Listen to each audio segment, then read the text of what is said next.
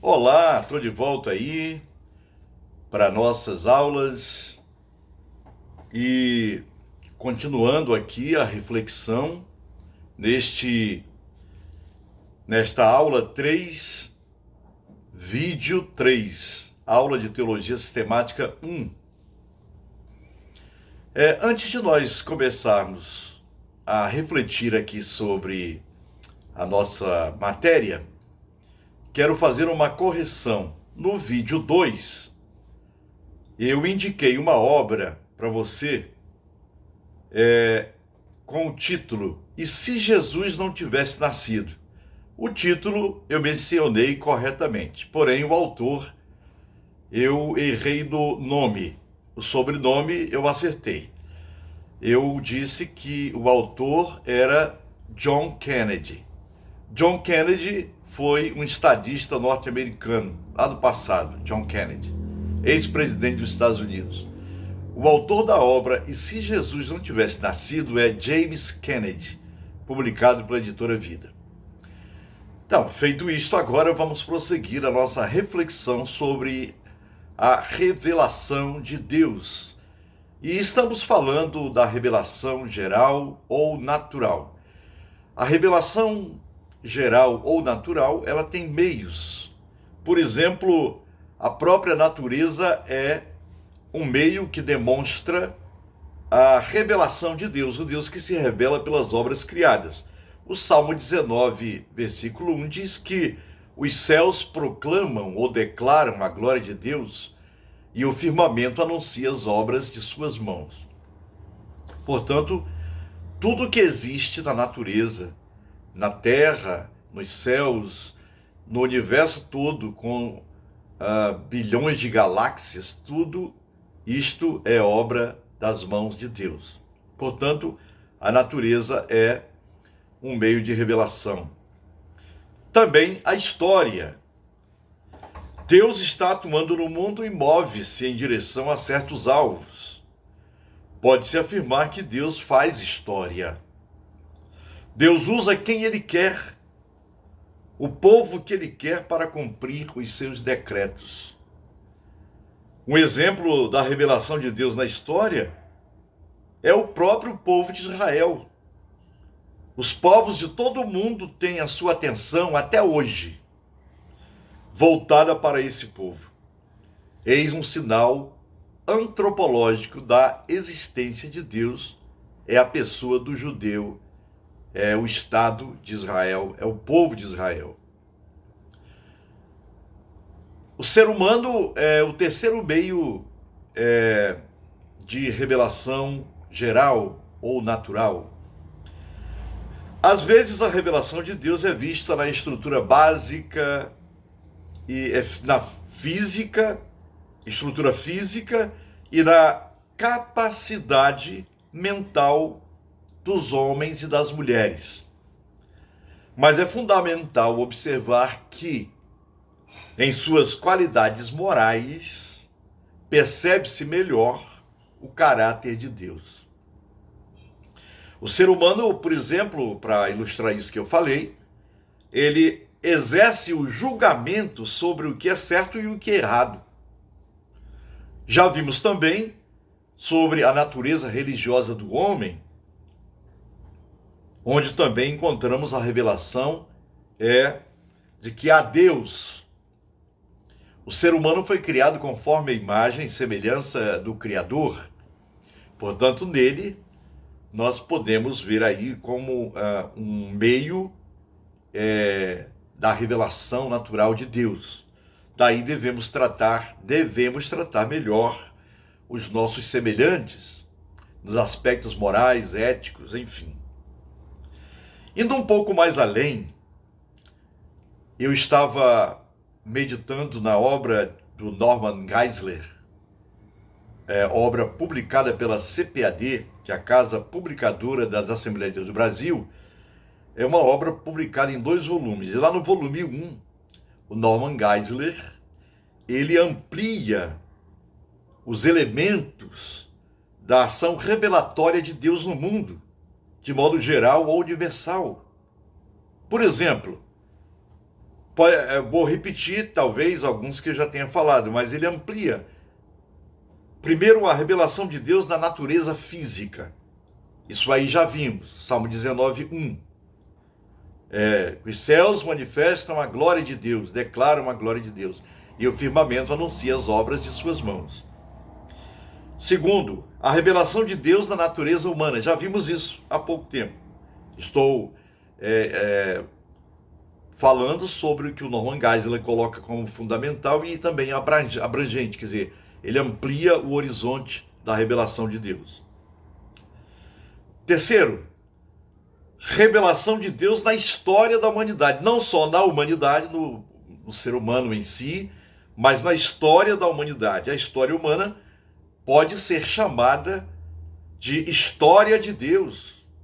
Atos 17:26, Daniel 4:17, o Salmo 67, que é chamado o Salmo missionário.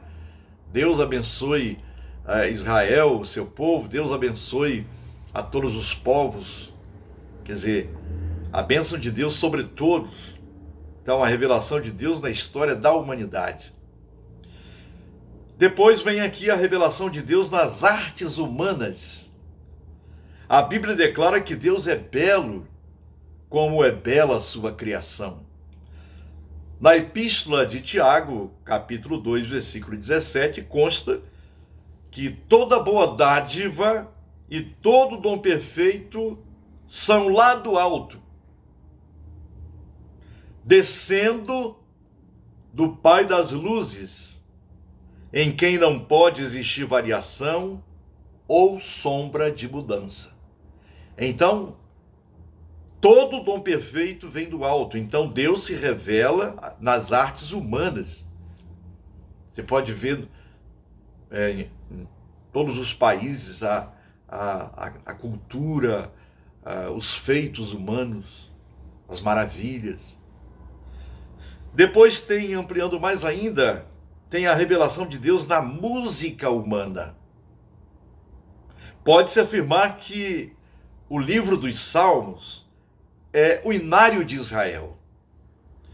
Deus ama a música. A voz é um instrumento musical ordenado por Deus. Você pode não ter nenhum instrumento, um violão, uma guitarra, um órgão, um piano, qualquer instrumento. Se você não tiver nenhum instrumento, a sua voz, ela já é suficiente sobre todos os elementos musicais, os instrumentos musicais. Então, a revelação de Deus na música humana. Antes da revelação natural, Deus se comunicava com o homem oralmente, antes dele cair, isto é, antes dele pecar, antes dele desobedecer a Deus. Está aí o pecado original, a desobediência. A comunicação e a interpretação eram feitas diretamente por Deus. Gênesis 2:15-17, Gênesis 19:25, e você vai encontrar outros textos bíblicos no livro do Gênesis. Depois da queda do homem, Deus continuou revelando-se, mas de um modo especial, transmitindo-lhe sua vontade e determinação. No relato lá de Gênesis 4, lá de Caim, que mata Abel, 4:1-16, 4:26, Gênesis 5:22-23, Gênesis 6:9, 11:1-9, 12:1-3. Então, Deus ele continuou revelando-se, mas de forma especial.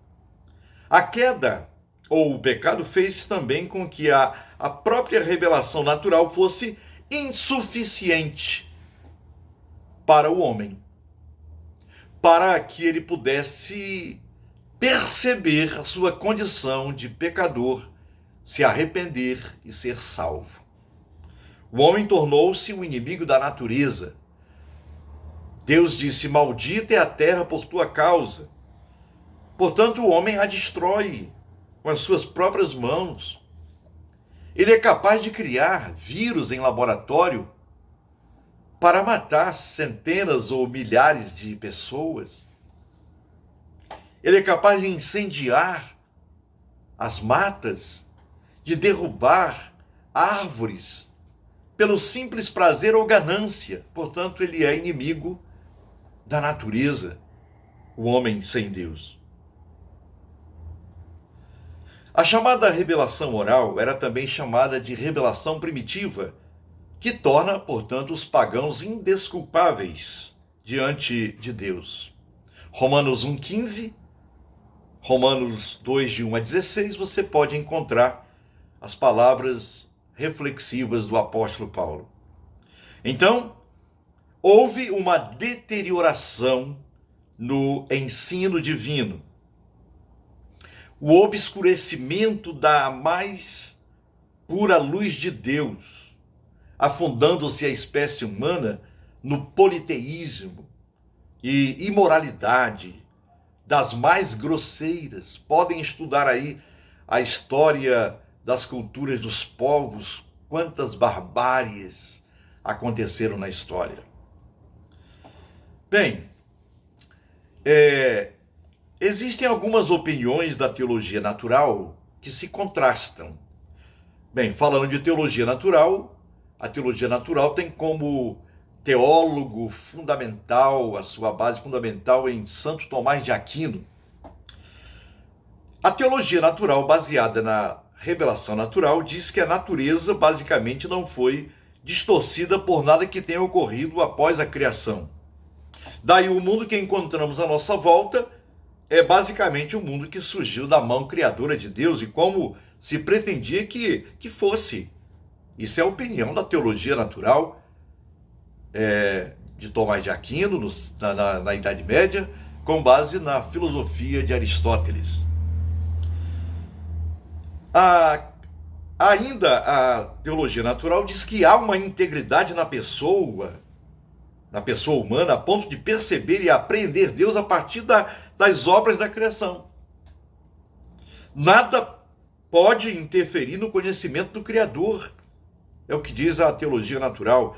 Outras opiniões se prendem à congruência entre a mente humana e a criação, possibilitando haver a verdadeira harmonia entre tudo o que está ao nosso redor. É o que diz a teologia natural, com base na revelação natural. Mas a teologia natural, e aí vai a crítica, uma crítica construtiva, crítica teológica. A teologia natural, ela nega os paradoxos e as contradições. E o cerne dessa teologia é a ideia de que é possível chegar a um conhecimento genuíno de Deus, baseando-se apenas na razão, no raciocínio, sem um compromisso da fé cristã, incluindo a Bíblia e a Igreja. Tomás de Aquino, como já falei, é o expoente máximo da teologia natural. E de acordo com ele, todas as verdades pertencem a um de dois campos, que ele chama de campo inferior, aqui, campo inferior, o campo inferior, que é o campo da natureza, da matéria, e o campo superior, que é o da graça. O campo superior é o da graça. Então ele diz que o campo inferior pertence ao da razão, tá? Pertence ao da razão. Tomás alegava que podia provar certas crenças pela razão pura. Por exemplo, a existência de Deus, a imortalidade da alma humana, e a origem sobrenatural da igreja, que ele chama de católica na Idade Média, porque é a igreja universal. E ele diz que a razão rege o nível inferior. Inferior porque para ele são duas realidades. A superior, que é o da graça, da fé, Deus, e aqui é o campo da experiência, do fenômeno. E diz que a razão rege o inferior, enquanto as verdades do nível superior são as questões relativas à fé. Para ele, há duas realidades que se contrastam. Isso soa muito bem como um platonismo.